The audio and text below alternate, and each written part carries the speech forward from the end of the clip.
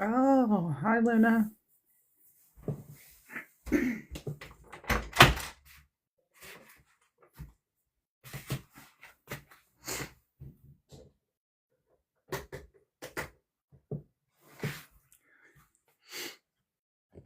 How you doing?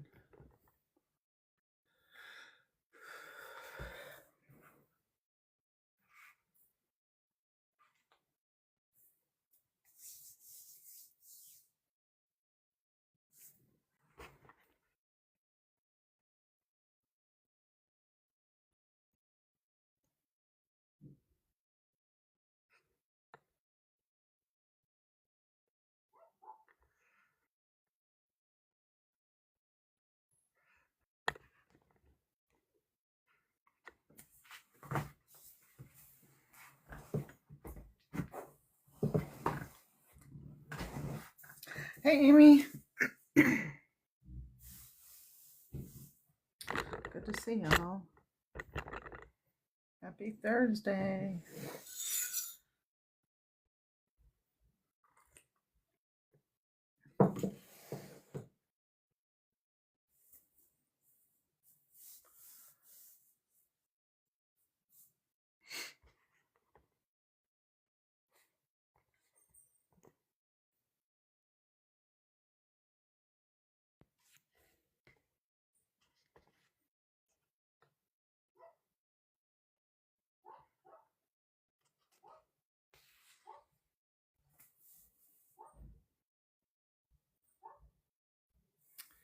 Yeah, I hope so. Hey, Joss.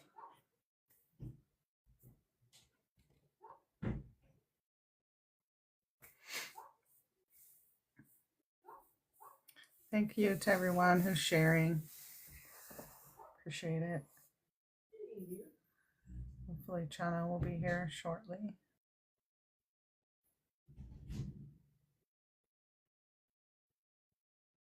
Okay.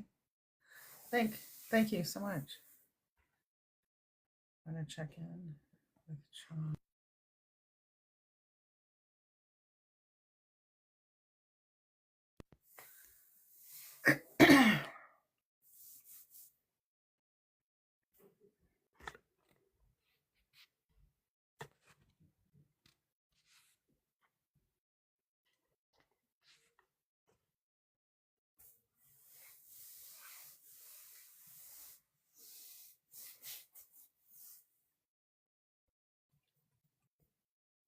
Oh, there's Chana.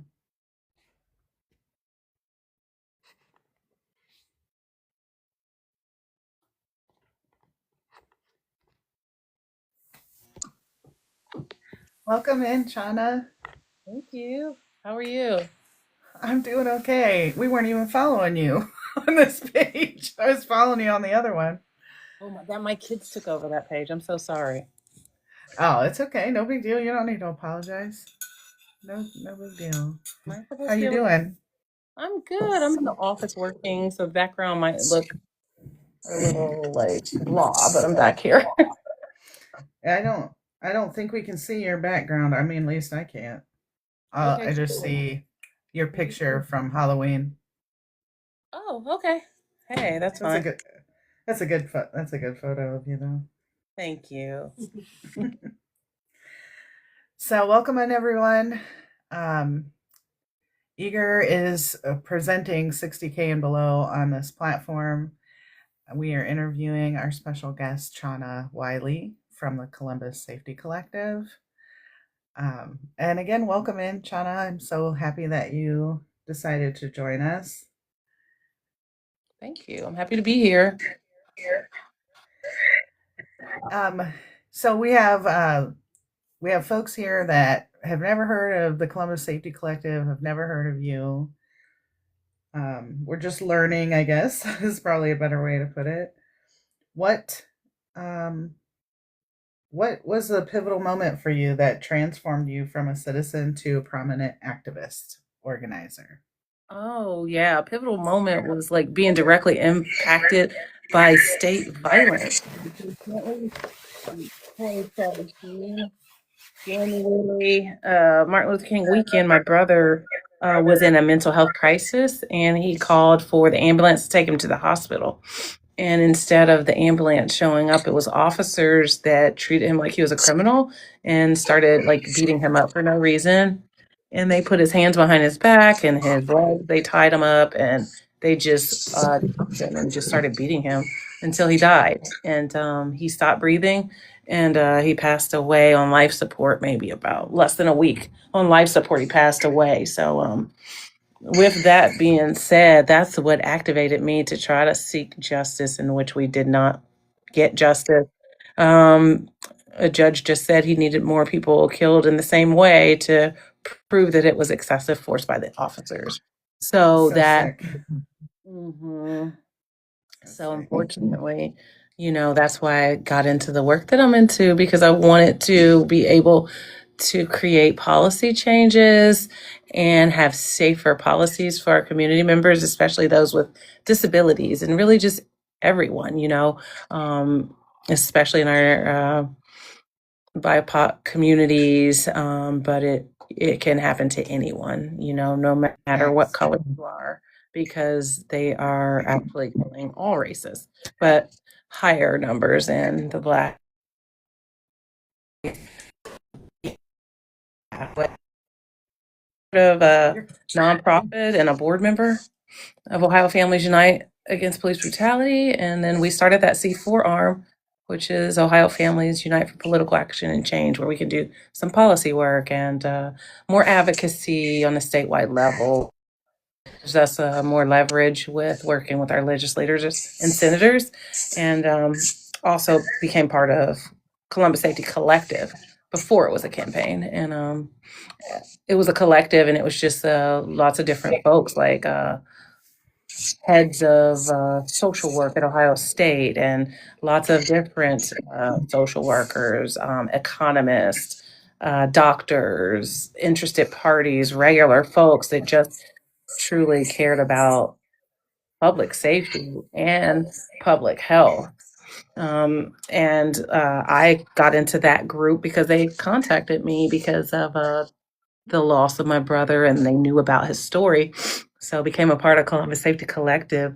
For about 5 years, we did a lot of work around the town and held town halls, held community events, got to know what the residents want when it comes to policy changes and safer communities. And we advocated for change in the council chambers for years, and got us nowhere. And about 2.5 years ago, we were allocated funding to stand up our pilot program, and the city never did so.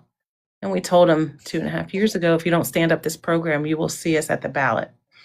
And that's just what we had to do, because that program never got stood up, and it just sat, and it just sat, and more people were killed in mental health crisis by officers. And we just can't afford to keep losing lives due to officers not being trained to respond to these calls appropriately. And it's not their job, actually. So with Columbus Safety Collective, we birthed the campaign to be able to take it to the ballot and put this in front of voters to vote on. Our polling had always said around 80% of the voters, the residents of the city of Columbus, wanted this type of program. So we knew that we had to do our city justice, and we had to do our due diligence and form our campaign. And that's where we are. We're wrapping up our signature gathering, and we're getting ready to turn our petitions in to get on the ballot. And that is our insurance policies, to hold the city accountable for what they were supposed to do 2.5 years ago. And it's our strongest tool in our toolbox to hold these elected officials accountable. And it also gives the residents of the city of Columbus the opportunity to create policy change and to do it community driven. We had a volunteer based petitioners gathering signatures out there all spring, summer, and even into the winter. So we're really proud of it. And that's what brought me into this work. And I know I'm pretty long-winded, but I kind of wanted to give you a backstory on each organization and how I got to be co-chair of the campaign and leading the field operations along with our field director that just took another job. But yeah. Are you kidding? You made my job so much easier. Like I'm just going down through my questions and you're just answering them. So, um, let's see. Let's talk about concrete examples of what, like a scenario, specific scenario during a mental health crisis or neighborhood dispute, and contrast how CSC approach would be different from the traditional police response. Okay, so let's just like rewind the hands of time. So if this were 2017, or if we had this program back then, what it would do is like, first of all, when that call comes through 911 and my brother is like, hey, I don't feel well, I'm in crisis, I think someone's after me, or I'm scared, whatever type of crisis you're in, they would divert that call to, because he didn't have any weapons. So this is a call with no weapons. They would divert that call to our department, which would be social workers, trained clinicians, trained peer supporters that are reflective of all these communities, may have lived experiences as well. We don't know, but those trained and certified peer supporters would then go out on that call and respond, not an officer. So this is an alternative crisis response system that does not involve an officer, that does uh, respond to lower level calls with no weapons, no threat of harm to oneself or to others. And it would not only be for a mental health or behavioral health call, it could be our substance use community, it could be our houseless community, it can be someone calling in to check on a family member. So those well care checks that come through 911. And during our research, we know that there's well over 100 calls of just behavioral health and mental health calls. That's not even counting the other calls that I said we will respond to as well. So that's what it would be. It would be diverted from 911. It would be transferred to the correct department where you would get the right response, someone that would respond in a more professional, compassionate way, that has been trained and worked in this field and has experience. So they know how to identify a crisis. They know if it's a nonverbal autistic adult or child, or just someone doesn't even have to be in crisis to actually need help. So those type of calls where you really just don't know who to call, you don't want to be harmed, you don't want to be victimized, you don't want to be criminalized, but you just need some help. And a lot of people go without the help they need because they're scared to call. Yeah. And this will build trust. Yeah, this will build trust in the community, with the community and the community healthcare workers, and even the police can go fight more violent crimes, go solve these murders that go unsolved, Yeah. go do the jobs that you're trained in your academy to do. It's not fair to them to put this all on them. It is a health crisis. It needs a healthcare professional responding. Oh, I agree. So, what kind of training do you expect that the responders will receive? They will receive whatever accreditations they need by the state and by the city.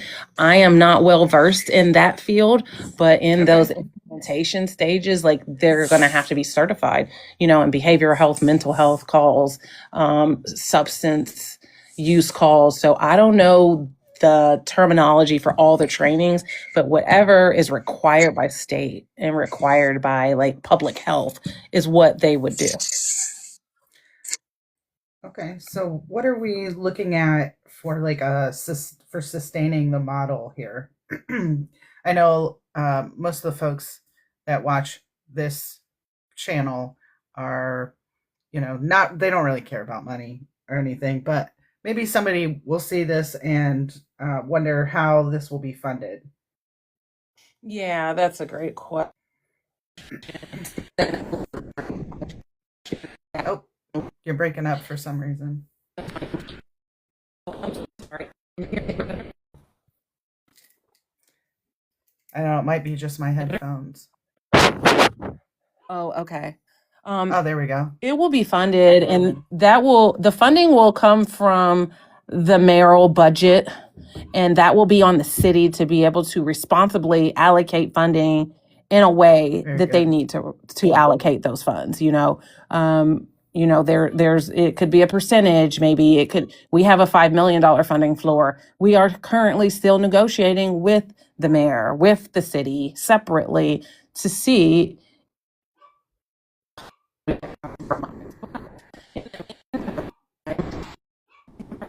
Oh, it's doing it again. So, um, oh, I'm sorry. I don't know if it's my phone or yours. That's okay.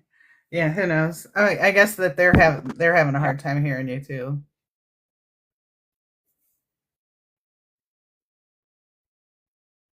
Probably Wi-Fi or something in here.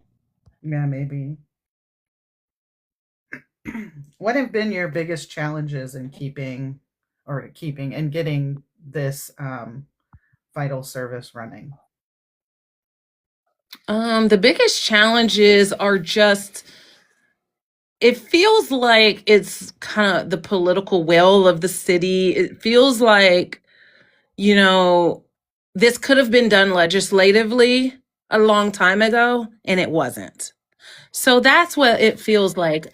But now that we're closer to turning in our signatures and we've had several negotiations, it's feeling a lot better. It's feeling a lot better. And I'm hoping we will win, whether that is compromising during negotiations.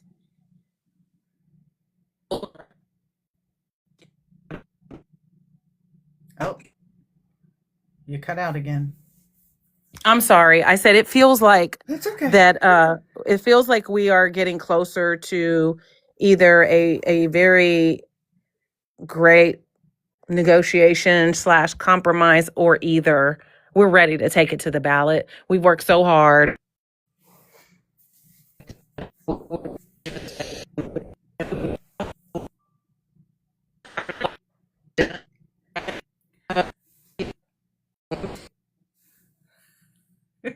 It's doing the thing again. Yeah, it does sound like they're just scrambling you. Okay, hello? Really? Okay. Yeah. Maybe I should just lock up and go outside in my car, because I think it's this office that I'm in. So Oh, can you okay. hear me any better now? But I'm I going to can. start locking up. You can? Okay. Yeah. So did you hear the answer to that last question? No, not Okay. really. The biggest challenges have been that, for one, this could have been done a long time ago and it could have been done legislatively. So it's the negotiations that have been challenging, and just being in one accord with existing programs and with city leadership. So that's been kind of challenging, honestly. Yeah. So, the Ohio Families Unite Against Police Brutality brings together families who've experienced an ultimate loss. What is the power in the collective approach with Ohio families? And we've got a couple of things going on with Ohio Families. It's Ohio Families Unite Against Police Brutality. It's Ohio Families Unite for Political Action and Change. And then it's the Ohio Policy Table, along with the Columbus Safety Collective. Do you think that there's power in this collective approach? Yeah, I think it's power in the collective approach because it's power in numbers. And we have people that unite together as a collective and support each other, So not only with like resources, but with referrals of people they know that can help out, or professionals that they know that can help out. And I think that,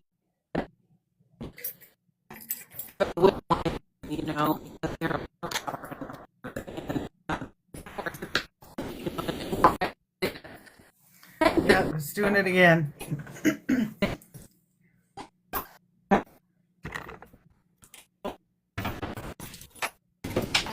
Do you want to try going out and coming back in?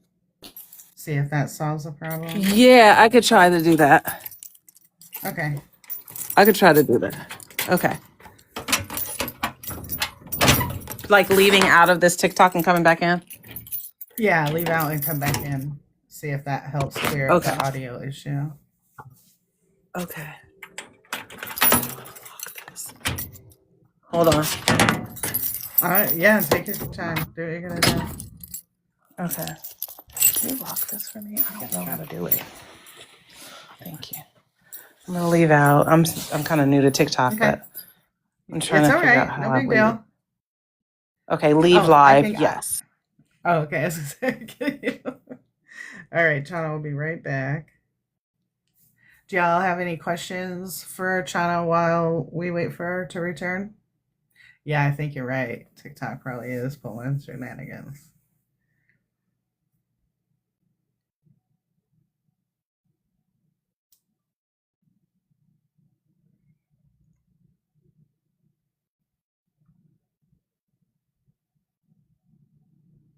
Well, while we're waiting on Chana and you all are coming up with questions, don't forget to check out the Substack 60K and below. We've had a lot of great articles released this week. Um, and one in particular from Donnell Griffin. He has done a deconstructing of the new Frankenstein movie. So if you've had an opportunity to see that, I don't really watch TV or movies, but I still enjoyed the article.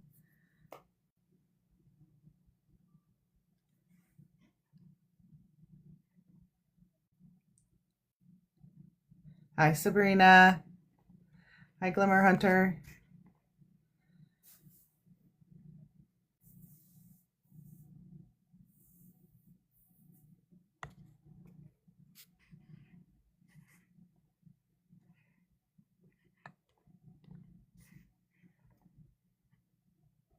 There she is.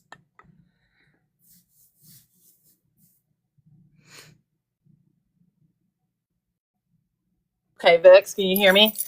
I can hear you. Hopefully it'll stick around.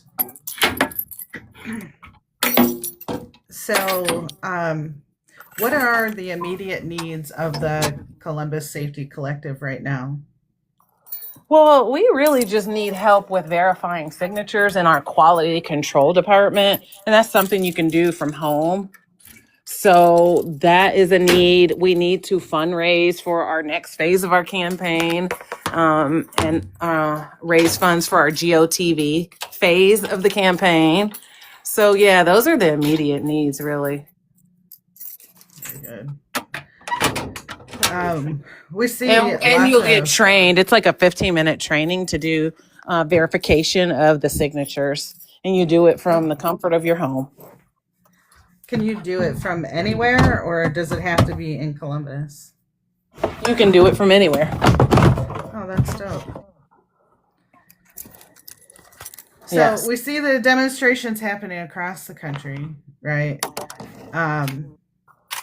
And I want to know from your perspective, and while we know that demonstrations are important, what does the long game of seeking accountability and policy change look like for you? Well, the long game looks like, for one, this ballot initiative that we're working on, like passing, winning at the ballot, So that's one of the things that looks like it would be very helpful. And then another thing is just policy changes. We're working on different policies. Like you said, our policy table, our statewide policing policy table, we're working on several different bills, that are in motion now that we are trying to, just work towards, and Right. that's what change looks like to us, is being able to legislate and work with our legislators and lobby against those bad bills that are harmful to our communities, and uplift the ones that are beneficial to our community, and just be a resource to those folks that are in the state house as well. So it's not that we're against them totally at all. It's the fact that we have to work together to be able to get the results that we want. Heard. My next question is, well, I should say, I wanted to talk about your recent wins with the Columbus Safety Collective, because you've had some, and we've had some with the Ohio Policy Table, with Ohio Families as well. And I'd like you to talk about it with our guests, or with our audience. Yeah, we with I would say different phases of the campaign, starting with the Columbus Safety Collective. campaign have been considered like wins. Just filing our language and getting that approved by the city attorney to be able to gather petition signatures. That's a win in itself, because it could have been declined from that point, Facts. qualifying with the number of valid signatures, knowing that we are there, but just getting those verified on our end to turn in to Board of Elections, that's a win for us. The mayor just released a budget rollout this morning, and he allocated a line item in his budget, and it's exactly what our program is, for a non-police. So I'm claiming that as a win. We do have meetings right now with his chief of staff in the morning. So, can you open this? Sorry, guys. I'm trying to get out of a building, and I know that's unprofessional, but I'm just trying. It's okay. Oh yeah, we're not worried about that. You do what you Yeah, do. so that seems like a win, but thank you so much. That seems like a win to us, and moving over to what we do. Thank you. See you next time. What we do, with Ohio Families Policy and Police Table. Thank you so much. Getting a House bill signed in, and being able to witness that. Having a very successful 022 Day, which is National Police Brutality Day, where we have over a dozen impacted families show up at the State House on October 27th, and we had It was so beautiful. Yeah, inside, very successful 022 Day. That was a win because we got legislators and senators to actually show up and listen, and we also got to witness Rep. Brewer getting a bill signed in that we actually advocated and worked on and presented to him. So that's just a huge win, and if I'm leaving anything out, I encourage you to add it in, Vix or Sabrina or Hunter. Please throw in something that I'm leaving out. But my mind is kind of like everywhere because I'm excited about all of the things. So it's hard for me to focus, right? That's okay. It's all right. I think you're doing great. One of the audience members here, Josh, she's a member of Eager. They are asking, would you know how to find similar work in other communities? Like outside of Columbus? Yeah. I would try to reach out to my network if you let me know where you're located, or let Vix know and let me know. I could try and connect you with people, see if there's any organizations there, or we just do outreach and we start something there, and it start like online and we just get grassroots organization going, because these changes need to go on everywhere, not just in one place. It just needs to be everywhere, really, starting with Ohio, but really just across the nation. Agreed. So this work is emotionally and mentally taxing. How do you avoid burnout while caring for yourself, while constantly confronting trauma and systemic injustice? That's a good question. I've kind of been struggling with that because I just try to do something that really makes me feel good, whether that's being alone and just appreciating a car ride where it's just me, and I'm just listening to music, or I'm just decompressing mentally.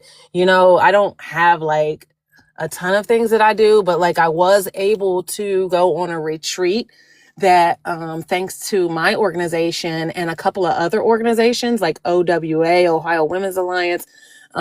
She Imprints is another organization that partnered with OWA on this retreat to Panama, and it was amazing. And my organization helped me get there too, because they sponsored most of it, and my organization picked up the rest of that financial burden, and it was beautiful, and it's it was a week away from work and just a lot of self-care and just getting in tune with yourself. And knowing how to release, knowing how to let go, knowing how to incorporate things that you learned there when you come back home and deal with your everyday life, your work, your just family life, whatever stresses you out, whatever you need to cut out of your life. So that was good to do. And then I'm just trying to like continue on in a way. You know what I mean? Like, I don't have time to do that type of stuff.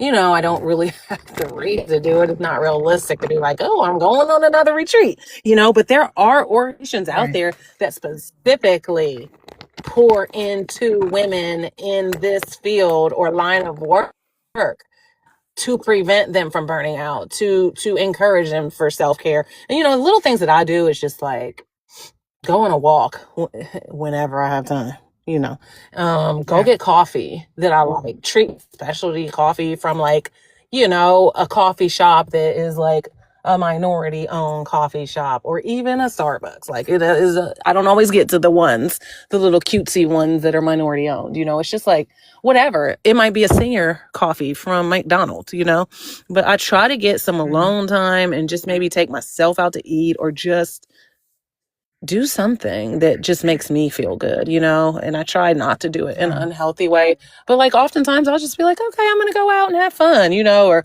I'm gonna have some Yeah. drinks, but that's just not the healthiest way to deal with that stuff, because a lot of times I'll get like a migraine after I have to provide testimony. I noticed that over the years, like I get a really bad headache after I provide testimony because like you're fighting for something good, but you know that you're up against so much. You don't get that Yeah. many wins, So it's like for years and years, I'm telling you guys the same thing, and you're just looking at me acting like you feel sorry, but I don't need anyone to feel sorry. I need you to change policy and actually do the work, So Yeah. I just do Thanks. those little things, I just do those little things. And I was grateful for that trip. That was a big thing, actually. So I was really It was proud to well do that. deserved. You work really hard and it was well deserved, and I'm glad that it was a good experience. Thank you. So, amidst all these challenges, what gives you hope? Is there like a specific story of change, a small victory, a moment of community solidarity that keeps you going? Yeah. The things that give me hope are over the years when I continue to see certain faces that are still supporting me, that don't even know me. You know what I mean? When I see how we came together for 022 Day, with people that do know me and then some people that don't know me. And it's not all about me. I'm just the featured guest, But those are the things that give me hope. When I see people over the years and I'm like, oh my gosh, you're such and such, or oh, what's your name again? Like I've seen you over the 5 years when I was part of the collective. You showed up at this event. You showed up at the library when we had a community conversation, and then now you're showing up at our launch. Like when I see people over the years just keep showing up, it's like, okay, this is what gives me hope because they are also fighting a good fight in their own space that they're in, but they're supportive of what the community needs and they're supportive of you, whether you know it or not, because that support in showing up, that support in volunteering, and just sometimes being there and that like love that you get from them. That's what really keeps me going. And that keeps me knowing that I'm doing this for the right reasons because I know there's other people that aren't even directly impacted that are in support of it because they care. Very cool. So, for anyone listening who's feeling outraged, overwhelmed, don't know where to start, what are 2 to 3 actionable steps they can take in their own communities to support this movement? To support the movement of all of the work that these organizations do Mhm. collectively, I would say, first of all, get involved. Know who those organizations are that are doing the work that's near and dear to your heart, that deal with issues that are near and dear to your heart. So I'd say get on an email list. I'd say find out who the executive directors are or who the people are that are the point of contacts that reach out to those email lists. So get in contact, then follow up and communicate with them. And I'd say, be in touch with your community. Get to know your neighbors, get to going to civic association meetings or even community events if you're not deep into community like that. Get to know what the problems are in your area if you don't already know them, because if you're living in the area, you already know what they are. And then get linked with those orgs that are connected with those issues that you're so passionate about and the changes that you want to see. And then once you do that, you'll start getting those emails, you'll start getting those calls back, and you ask them, how can I be involved? How can I volunteer? Send them over your resume if you have experience, and oftentimes with these grassroots organizations, you don't have to have experience. You just have to start plugging in, and I would say bring people along with you that really care and are really passionate about the same things you're passionate about. Very good. So imagine it's 10 years from now and the movement that you're working on now has been wildly successful. What does Columbus and Ohio look like? Well, it would look like we would definitely have that alternate crisis response that doesn't involve police officers. It would look like officers are doing the job. They're showing up when they're called to the calls that they can show up to. Public safety would be totally reimagined. And we'd have these different divisions that respond to these different needs, right? And then we would also have a more fair and just political landscape overall. Our ward systems would be changed. Those lines that keep certain folks in power would be opened up, where we would not have, a select few that are being handpicked, and we would have a more equitable democracy. We would have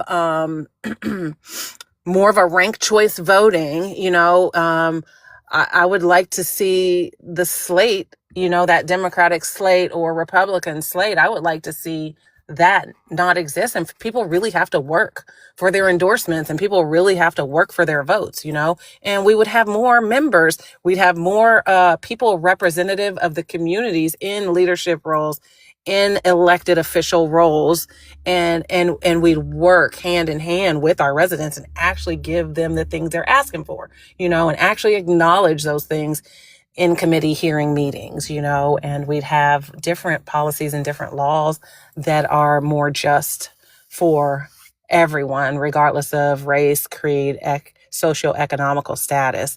And we would just the community would take care of the community in a sense. The police would take care of crime.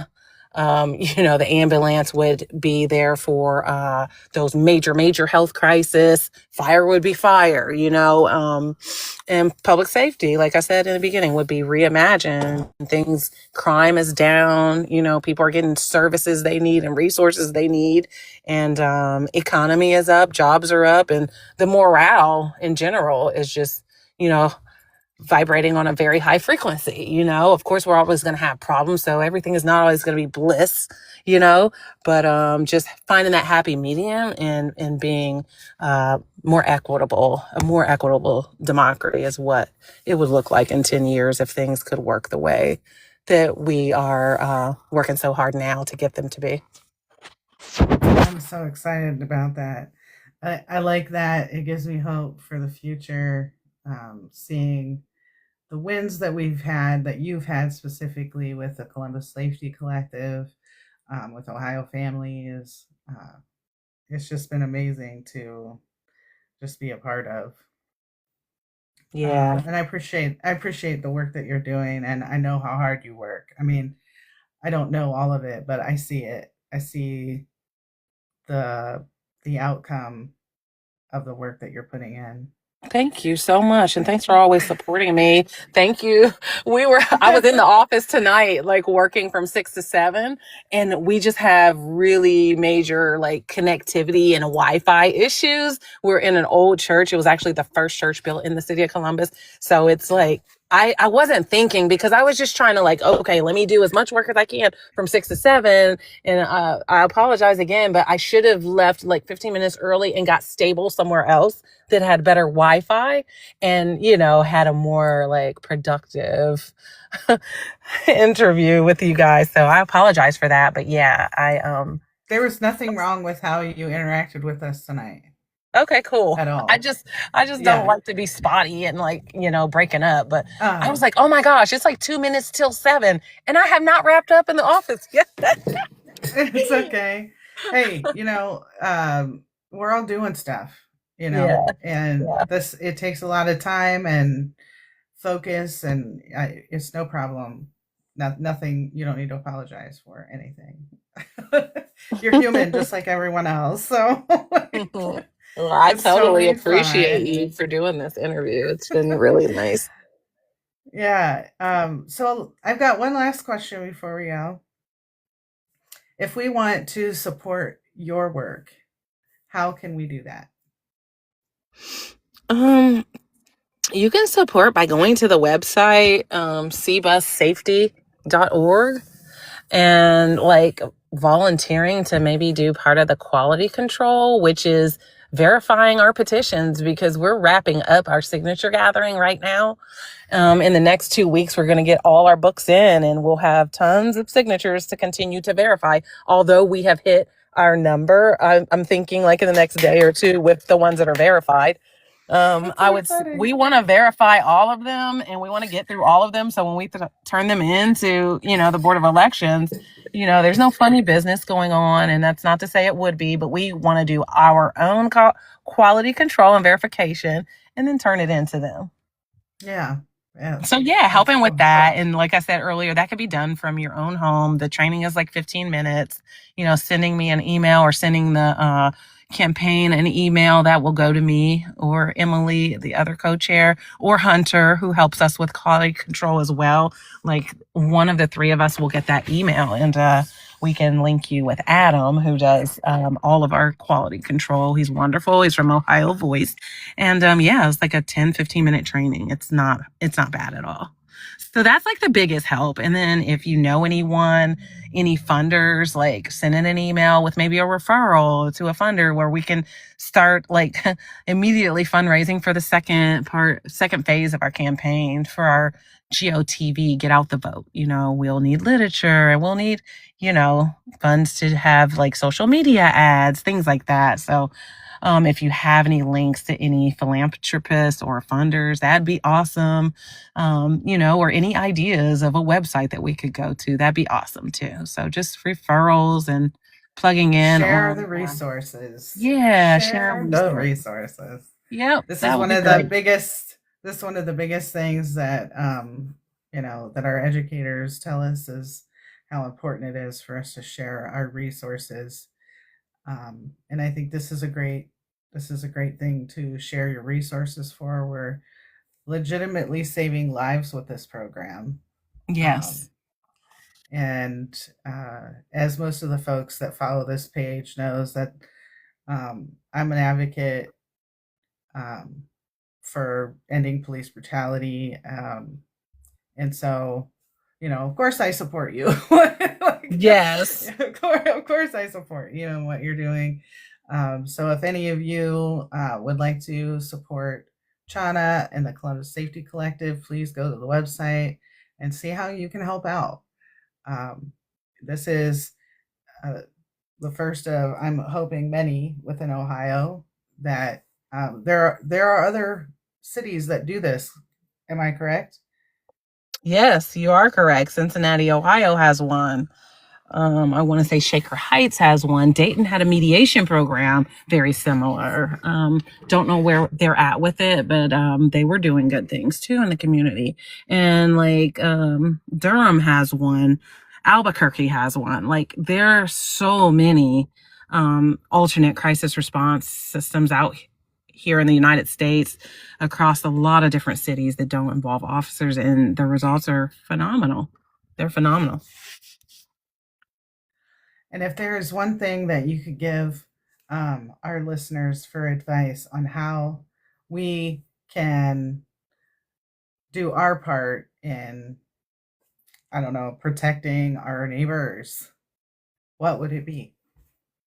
I would say if you don't have an alternate crisis response system where you live, I would definitely see if there is some sort of mobile crisis unit within like a mental health facility, or an Adam H or anything like that, see if they have a mobile crisis unit when you're trying to get help, and try not to call the police. And if you do have to call the police, just ask. You work with social workers, you have a co-responder model. Could an EMT and a social worker come out? We really, really, really love our neighbor or our family or our friend, but we do not want this to cause more harm in trying to help our loved one, so asking those questions when you're dispatched, or asking and doing the research beforehand. If you already know there's someone in your community that goes into crisis, just trying to do some research on your own and providing resources for that family,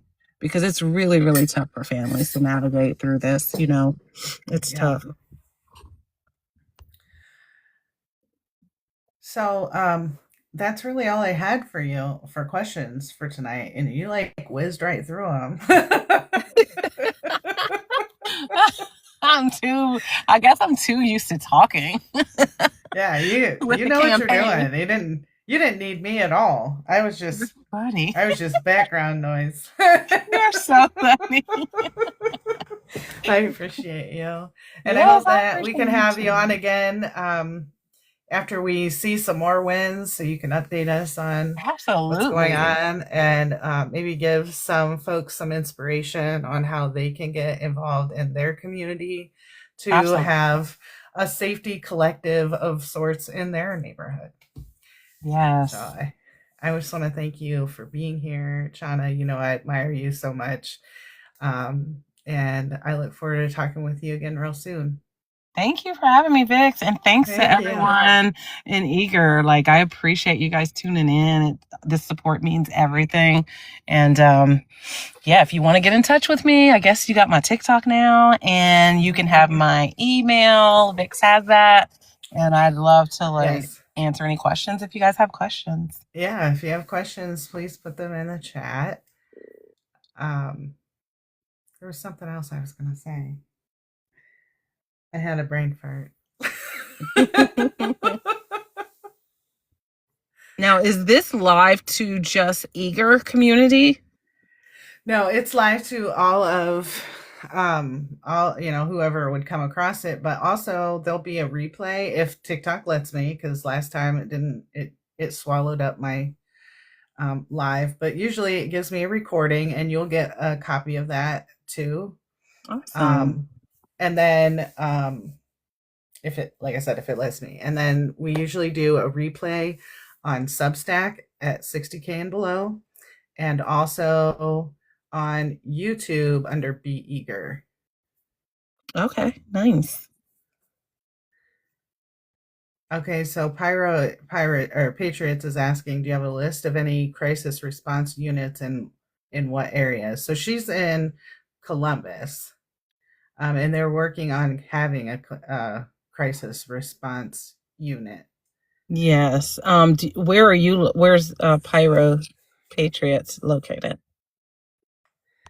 They are up here near me. Oh, okay.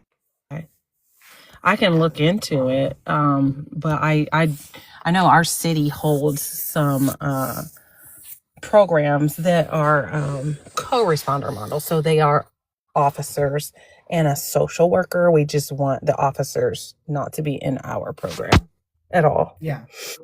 So RU is the name of that one, Right Response Unit, that the city holds.